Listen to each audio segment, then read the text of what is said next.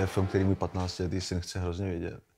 Možná protože ještě není... A to nevíš, že ho na něj poslat. Není, no, to je takový zajímavý téma jako přístupnosti filmů u nás a zároveň to, že my všichni už rodiče nebo nastávající rodiče jsme oslabeni a rodičovstvím a jsme takový jako zranitelnější a bázlivější a některé filmy, které jsou poměrně husté a drsné, tak 15letí budou vnímat možná méně intenzivně než my a tohle je asi jako jeden z nejsilnějších a nejkomplikovanějších zážitků. A je o jako fascinaci zlem, dá se říct. Je to třetí snímek Pascala Planta, quebeckého režiséra a my jsme dávali jeho předchozí snímek Nadia Motýlek, který byl úplně jiný. Bylo to sportovní drama, ale to, co ho pojí s jeho novým filmem, je to, že opravdu on je schopen se dostat strašně dovnitř postavy a opravdu jako subjektivně nějak jako prožít ten příběh a stejně jako v tom předchozím snímku, tak i teď se jedná o ženu, o mladou ženu a ta v tomhle konkrétním filmu je fascinovaná mužem, který je obviněný z vraždy 3 nezletilých dívek.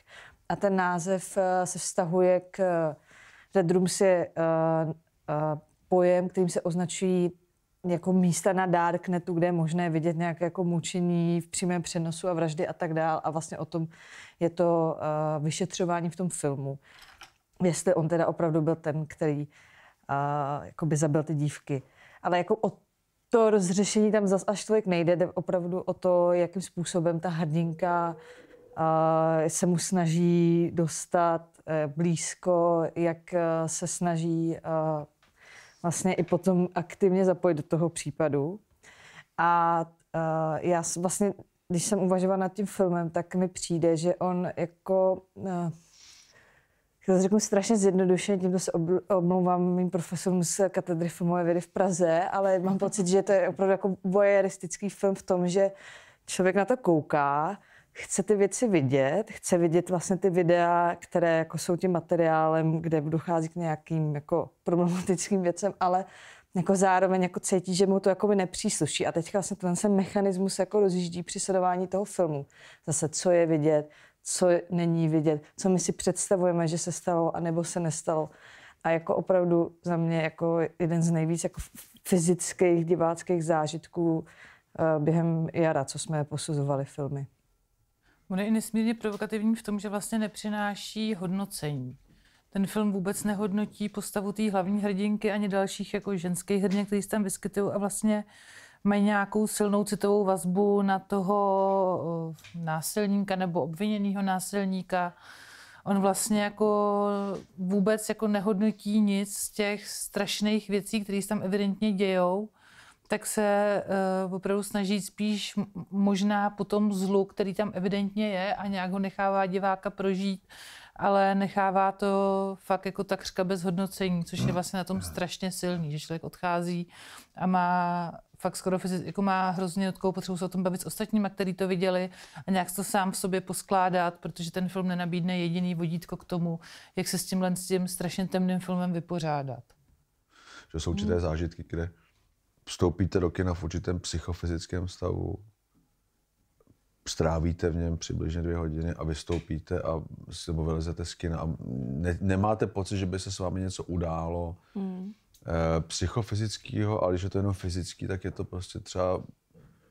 Samozřejmě nikdy asi nemůže fyzický zážitek být prost té psychické stránky, ale ten výsledek je jako vyčerpání fyzického charakteru téměř, kdy to má vliv na to, jak se cítíte fyzicky. No. To je jako jsou určité filmy, které se vám dostanou jako do těla.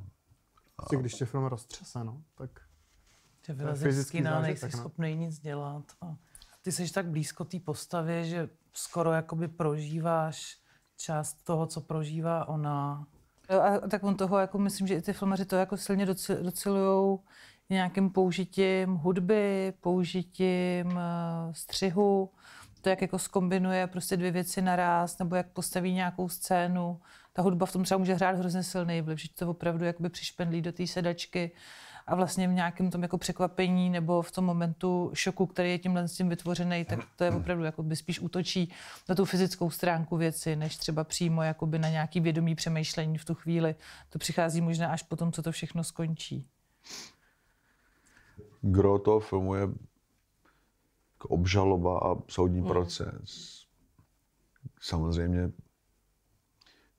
to, o čem se tam mluví, je jako, nebo o podstatě filmu se mluví způsobem, který jako ve vás buzuje určité myšlenky, ale není to jednoznačné. A úmyslně to není jednoznačné.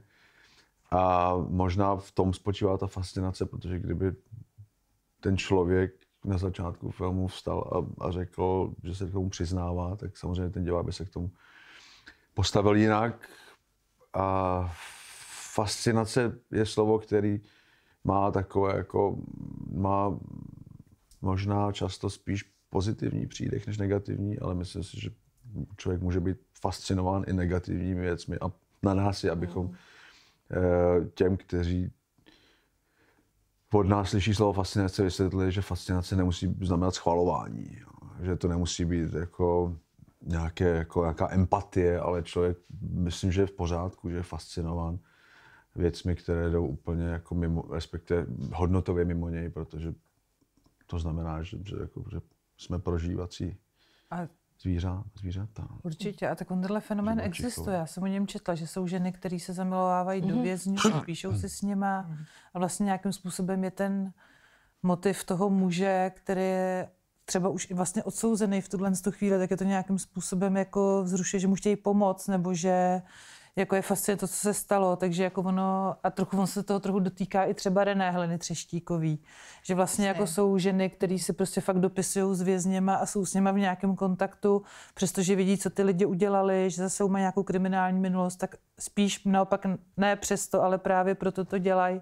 Takže já si myslím, že i tady v Red Rooms je právě jako návaznost na ten fenomén, který není neznámý, ale vlastně už spíš popsaný, ale těžko pochopitelný. A ani já teďka nemám zdroj, že bych tady byla schopná vysvětlit, ale ta věc prostě existuje. No.